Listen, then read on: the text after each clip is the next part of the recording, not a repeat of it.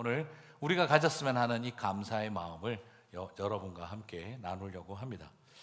먼저 첫 번째로 나누고 싶은 감사의 이야기는 예수님으로 풍년을 누리는 감사가 되었으면 좋겠다는 것입니다. 미국의 추수감사절을 여러분 한번 보시면 어떠세요? 풍년의 넉넉한 기쁨 때문에 시작된 것이 아닙니다.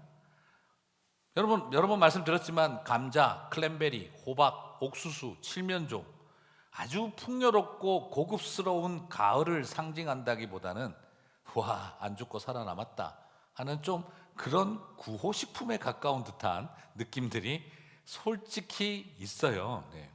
이런 것들은 과연 성공적이고 풍요로운 삶을 상징하는 만찬이겠습니까? 아니면 모든 것이 하나도 없는 퓨리탄들이 예수님 한 분만으로 마음의 풍년을 누린 결과 그것도 감사할 도구가 되었던 것일까요? 감사는 세상적으로 뭔가 잘 이루고 되어져서 풍년을 누려서 감사가 터져 나온 것이 아니라 예수님으로 풍년을 누려서 드리게 된 찬양입니다. 사랑하는 사람들, 메이플라워를 타고 오며 바다의 거의 반 가까이를 수장하고, 그리고 미국 땅에 도착해서도 긴긴 겨울 동안 어린 핏덩어리들 얼어서 굶어서 죽는 모습 그 다 묻어놓고 그에 살아남아 드렸던 감사의 만찬이 바로 우리가 먹는 추수 만찬이죠. 그렇다고 한다면 소위 말하는 성공과 부유함의 풍요로움의 기쁨을 상징하는 만찬이 아니라 절망 속에서도 예수님 한 분만으로 마음의 풍년을 누리기에 모든 것이 축복의 통로였다라고 느꼈던 것입니다. 터키 보기를 꿩 보듯 했던 것과 뭐가 다르겠습니까? 그 모든 것이 가능했던 건 마음의 예수님으로 풍년이었기 때문이라는 것이죠. 사실 말은 이렇게 하지만 저와 여러분도 마음의 예수로만 풍년을 누리면 우리는 무엇으로든지 감사할 수 있습니다 라고 말하는 것은 쉽게 할 수 있지만, 그러나 사실 우리가 살다 보면 어떻습니까? 사랑하는 사람들 묻어놓고, 믿음 때문에 왔는데 사랑하는 사람들 거의 절반을 바다에 장례 지내고, 호박, 옥수수 들고 감사하는 일은 직접 겪어보지 않고선 쉬운 일이 결코 아닙니다. 가만히 생각을 해보니 제가 목사 안수 받고 나서 처음 보냈던 추수감사도 그랬던 것 같습니다. 제가 목사 안수를 받고 가을 노예 때 목사 안수를 받고 그리고 추수감사절을 맞던 그 계절이 제 인생에서 가장 또한 힘든 계절 중에 하나였습니다. 아버지가 가난 말기 환자로 투병하시다가 결국 돌아가시고, 아버님이 남긴 빚 정리하느라 법정 뛰어다니면서 온갖 어려움들은 다 겪고 인간적인 어떤 모욕의 밑바닥들은 다 본 것 같고, 그리고 사람이 돈 때문에 얼마나 끝을 모르게 추락할 수 있는지를 다 볼 수 있었습니다. 그리고 난 다음 그 감정적인 밑바닥이 극에 달했을 때 목사 안수를 받았죠. 어머니가 저에게 오셔서 축하한다는 말을 잘 못하셨습니다. 그저 하신 말이 병주야, 아무것도 못해줘서 정말 미안하다. 아버지만 계셨어도 이 말만 여러 번 하셨습니다. 그리고 나서 첫 해 추수감사주일을 보내는데 저는 무척이나 마음이 무거웠습니다. 왜냐하면 저희 집안은 과수원에서 단감을 키우고 있었기 때문에 추수감사절은 항상 추수의 개념이 마음속에 늘 있었고 실제로 많은 일을 했기 때문입니다. 그런데 아버님이 돌아가시고 난 다음 첫 추수감사주일은 빚잔치로 인해서, 빚으로 인해서 모든 그 과수원을 다 넘기거나 빼앗기고 난 첫 해였기 때문입니다. 가을이면 열심히 수확을 마치고 노랗고 주홍빛으로 익은 감을 온 가족이 앉아서 같이 먹으며 추수의 기쁨을 나누고, 교회에도 도네이션 참 감은 우리가 책임집니다 하고 마음껏 갖다 놓았던 기억이 났는데, 집처럼 드나들고 그렇게 했던 과수원이 다 넘어가 버리고 빼앗기고 나니 추수 없는 계절의 암담함은 뭐라고 설명할 수가 없었습니다. 아버님이 피땀으로 일군 과수원을 다 빼앗긴 첫 가을, 추수감사절에 추수도 없고 감사도 나오지가 않더군요. 그러고 나니 목사 안수 받은 의미조차도 가슴속에 그렇게 남지가 않았습니다. 혼자 너무너무 마음이 참 그래서 그냥 혼자 그 과수원을 찾아가 보기도 했습니다. 가보니 저곳은 아버지가 어떤 마음으로 공사를 했는지, 이 나무 붙들고 저한테 해주셨던 설명, 그리고 농막 지어놓고 이 농막에서 우리 나중에 가족들하고 어떻게 살자 하고 했던 그 많은 이야기들이 추억처럼 자꾸 떠올라서 혼자 가서 그 과수원 이걸 이리저리 둘러보다가 가슴속에 분통이 치밀어 오르고 배신당한 아픔이 치밀어 오르고 눈물만 쏟아져 나왔습니다. 그리고 난 다음 제 머릿속에 떠올랐던 생각, 이 꼴 저 꼴 보고 싶지 않고 배신감에 사로잡히고 나니 그냥 와서 불질러 버릴까 하는 생각이 머릿속에 계속 나더라고요. 그냥 확 다 태워버리고 싶다.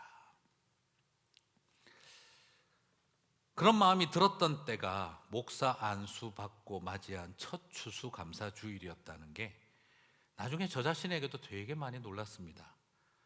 예수님 풍년으로 충분합니다 라고 말해야 될 사람이 오히려 그것 때문에 불지를 생각부터 먼저 떠오를 수 있다라는 것에 굉장히 많이 놀랐습니다. 과수원도 없고 과수원에 열매도 없는데 과수원으로 남은 빛만 맺혀 있는데 예수 풍년을 누리라는 메시지를 듣는 것도 잔인하게 들리고 그 말 자체를 도저히 할 수가 없을 것 같았습니다. 상실과 배신당한 아픔은 많은 것을 못 보게 만들고 더 가슴속에 분노가 일어나게 하더라고요. 복잔치가 아니라 빚잔치만 남았는데 무슨 감사인가? 빛이 비치는 게 아니라 빛만 쌓여가고 있는데 무엇이 감사인가? 열매는 과수원에만 있는 것이 아니다. 우리의 속사람 안에 삶 속에도 있는 것인데 마음이 다치고 나니 오로지 그것밖에만 보이지를 않았습니다. 그때 마침 중고등부 연합예배에 제가 설교를 하게 되어졌는데 그때 그 설교 온 거를 보면 참 그런 글을 적어놨더라고요. 우리 청년 중고등학생들한테 그렇게 말했어요. 여러분, 인생에서 열매는 성적도 아닙니다. 대학도 아닙니다. 여친도 아니고 남친도 아닙니다. 오직 예수님입니다. 감나무의 열매는 감이 아니라 감 씨앗입니다. 인간은 감나무의 열매가 감인 줄 알지만 감나무는 감 때문에 감이 열매가 아니라 씨앗이 열매입니다. 인생의 열매는 세상에서 얻는 복이 아니라 여자의 후손 씨 대신 예수님 뿐입니다. 씨 없는 열매들이 열매인 줄 알고 착각하고 살아가고 있습니다.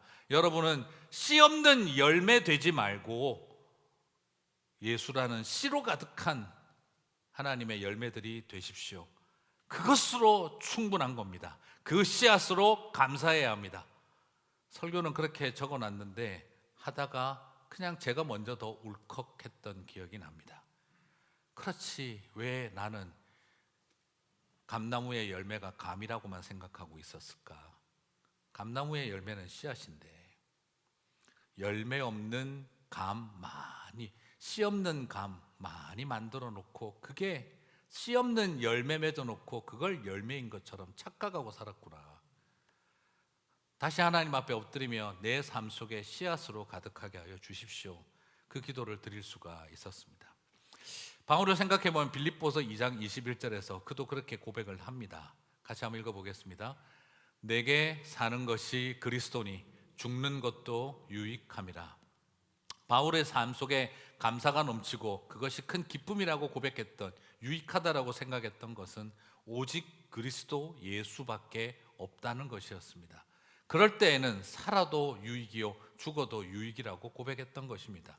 세상은 죽느냐 사느냐가 문제인데, to be or not to be가 문제인데, 그러나 바울은 살든지 죽든지 그리스도만 존귀하게 되면 된다라고 고백했던 것이죠. 빌립보서 1장 11절에서 그는 또 그렇게 고백합니다. 같이 읽겠습니다.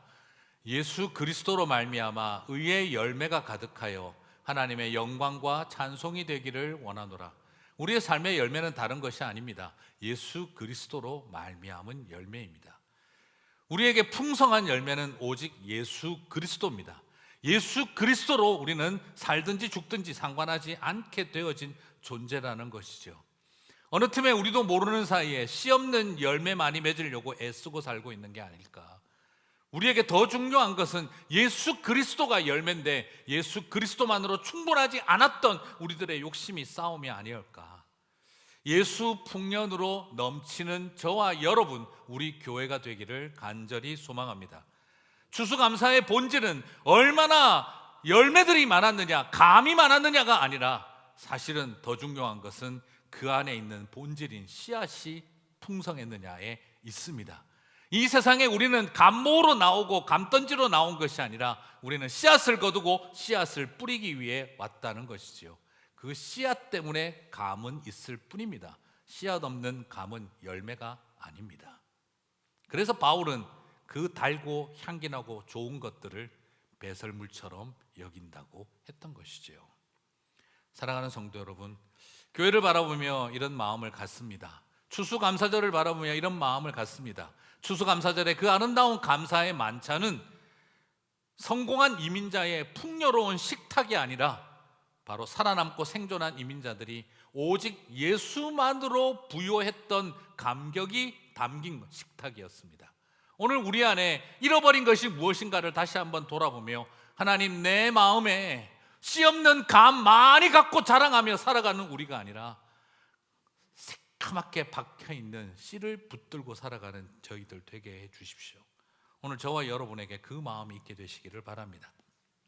교회를 바라보면 똑같은 마음을 갖습니다. 우리 교회의 사역을 통해 우리에게 얼마나 큰 번영과 성장과 부흥이 있었느냐를 바라보는 것이 아니라 우리는 정말 예수님으로 풍년을 누리고 있는가 하는 것입니다. 잘 되었냐 못 되었냐를 가지고 감사하는 사람들이 아니라 이렇든 저렇든 오직 주님으로 인해 감사하는 교회가 되기를 바랍니다. 오직 예수를 붙드는 사람들이 오직 감사를 노래하게 되는 줄 믿습니다. 예수 풍년으로 가득한 저와 여러분, 우리 교회가 되기를 주님의 이름으로 축복합니다. 그리고 두 번째로 같이 한번 살펴보고 싶은 감사는요, 편을 가르지 말고 오직 감사로 공동체를 이루게 하라는 것입니다. 로마서를 통해 우리는 이미 알고 있지요. 유대인과 로마인이 아주 극단적인 갈등 속에 있을 만한 두 집단이 한 교회를 이루고 있다라는 거지요. 더더구나 신앙적인 배경이나 생각도 너무너무 달라요. 로마인들은 철학을 중요시하고 유대인들은 율법을 중요시 여깁니다. 로마인들은 지혜를 자랑하고 유대인들은 기적을 자랑합니다. 도무지 서로가 연결되지 않는 집단입니다. 그런데 철학을 가지고 이것을 하나로 모으겠습니까? 아니면 기적을 가지고 하나로 모으겠습니까? 불가능해요. 그래서 사도 바울은 1장에서 11장까지 오직 복음이 철학에 빠져 있는 사람들과 그리고 또한 율법에 빠져 있는 사람들과 지혜와 지식을 자랑하는 사람들과 기적을 자랑하는 사람들을 한 교회가 되게 만든다라고 보여주었습니다. 복음만이 가능하다는 거죠. 그런데 로마서 14장에 오니까 복음으로 하나 된 사람들도 또 갈등이 생기는 거예요. 아이고, 희한한 거죠, 참. 네, 복음만으로도 안 되는 거예요. 뭐가 생깁니까? 네, 유대식 복음과 로마식 복음이 또 충돌하는 겁니다. 무슨 말입니까? 오늘 14장을 보면은요, 서로 간에 이제는 복음을 믿는데도 유대인들은 유대교식 율법주의적 복음을 믿으려고 하고, 그리고 이방인들인 로마인들은 복음의 자유를 중요시 여기기 시작을 하는 거예요. 신학적 입장 차이가 또 교회를 복음으로 하나 됐는데도 또 갈등하게 합니다.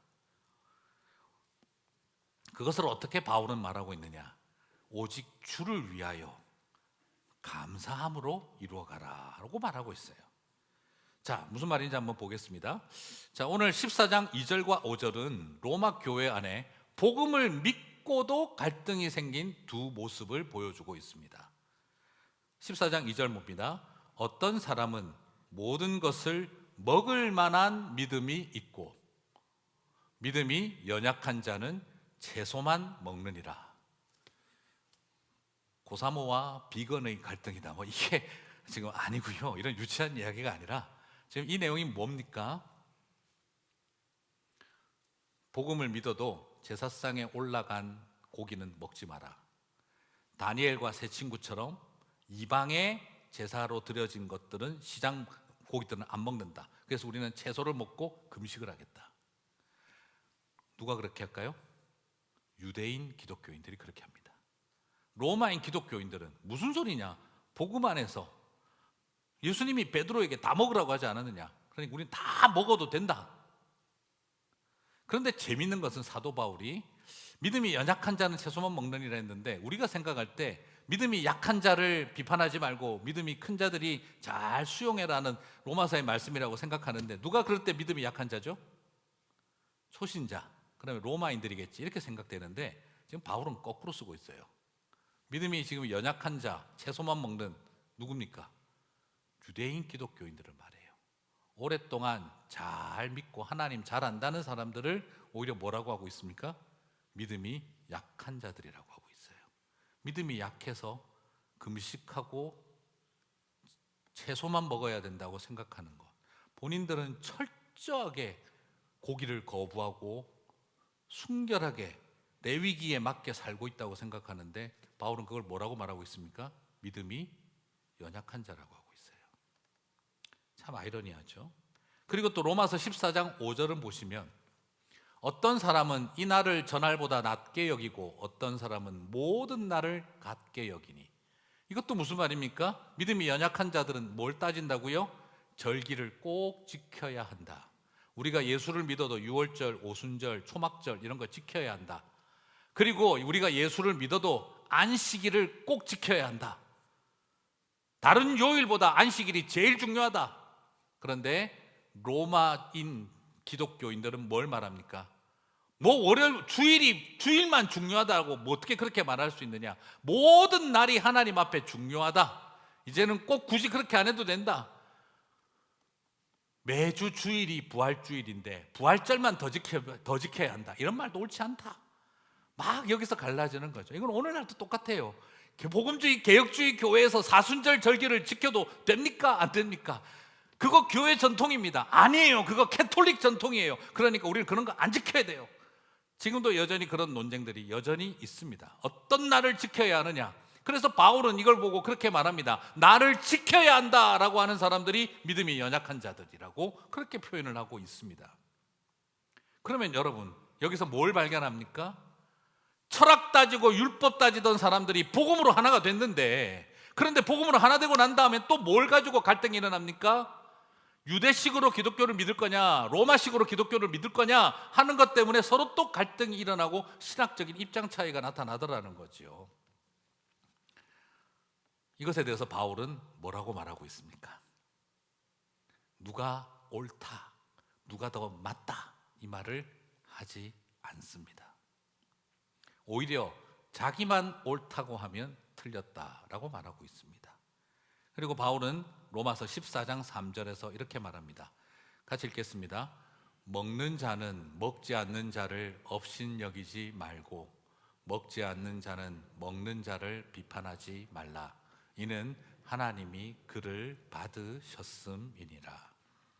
자, 중요한 게 뭡니까? 네가 고기를 먹든 우상에 바쳐졌다 안 바쳐졌다, 그런 걸 가지고 논쟁하고, 그래서 네가 맞다 내가 맞다 넌 틀렸다 왜 그렇게 하냐 업신여기고 서로 하지 말고 그냥 있는 그대로 받아들이라는 거예요. 뭐라고 말하고 있습니까? 내가 받아들이느냐 마냐 이게 중요한 게 아니라 하나님이 그를 받으셨다는 게 중요하다는 겁니다. 우리는 지금 이거 먹으면 크리스찬도 아닌 것 같은데, 우리는 이거 안 먹는다 그러면 크리스찬이 완전 꼴통 같은데, 이거는 완전 꼴통 보수고 이거는 완전히 그냥 진보적인 뭐고 이렇게 여겨지는데, 지금 뭐라고 말씀하고 있다는 겁니까? 하나님이 그를 받았는데 왜 너희가 비판하고 업신여기느냐, 이 말을 하고 있는 겁니다. 그리고 동시에 바울은 14장 5절과 6절에서도 또 이렇게 말합니다. 같이 읽겠습니다. 어떤 사람은 이 날을 저날보다 낮게 여기고 어떤 사람은 모든 날을 같게 여기나니, 나를 중히 여기는 자도 주를 위하여 중히 여기고 먹는 자도 주를 위하여 먹으니 이는 하나님께 감사하며 먹지 않는 자도 주를 위하여 먹지 아니하며 하나님께 감사하느니라. 무슨 말입니까? 먹느냐 먹지 않느냐, 어떤 날을 중히 여기느냐 중하게 안 여기느냐, 이게 지금 본질이 아니라 주를 위하여 감사함으로 참여하는 것이 우리를 어떤 입장을 선택하든 상관없다는 겁니다. 네가 나를 소중하게 지키려면 너는 지켜라. 너는 안 지켜도 된다 그러면 지키지 마라. 그러나 중요한 건 뭘 위해서 하라는 거죠? 나를 위해서 그러지 말고 주를 위해서 하라는 겁니다. 감사함으로, 서로를 감사함으로 여기고 나아가면 생각이 다르고 신학적인 방법이 다르고 더 보수적으로 하든 좀 더 진보적으로 하든 자유롭게 하든 우리가 서로를 인하여 감사하는 법을 배우라고 이야기를 하고 있다는 거예요. 사랑하는 성도 여러분, 어떤 도전입니까? 거룩한 날을 지키는 것이 기독교인의 본분이다. 모든 날이 중요한데 왜 그렇게 하느냐? 그렇게 따지지 않는 게 기독교의 본분이다. 이런 거 먹지 않고 딱 배제해야 기독교인다운 거다. 아니다. 모든 걸 수용하는 게 기독교인다운 거다. 지금 바울은 누구 말이 맞다가 아니라 주를 위하여 감사함으로 함께하라 는 것입니다. 먹느냐 마느냐, 지키느냐 마느냐가 아니라 먹든지 마시든지 지키든지 말든지 오직 주를 위하여 감사함으로 하라. 사랑하는 성도 여러분, 이 감사가 전혀 다른 생각을 가진 두 사람을 한 교회가 되게 하는 것처럼 우리 안에 주를 위하여 감사하는 삶으로 다른 생각을 가진 사람들이 한 교회를 이루게 되기를 주님의 이름으로 축복합니다. 주를 위하여 살아가는 길에 복음을 믿어서 철학을 극복하고 율법을 극복하고 모여도 다시 그 복음을 붙들고도 로마식으로 믿을 건가 유대교식으로 믿을 건가를 고민한 것이 로마 교회였습니다. 똑같은 생각을 갖게 되어야 건강한 교회가 되는 것이 아니라 주를 위하여 서로를 바라볼 때마다 하나님께 다르지만 감사하며 그렇게 나아가는 것이 로마 교회를 허락하신 하나님의 은혜가 아닐까 싶습니다.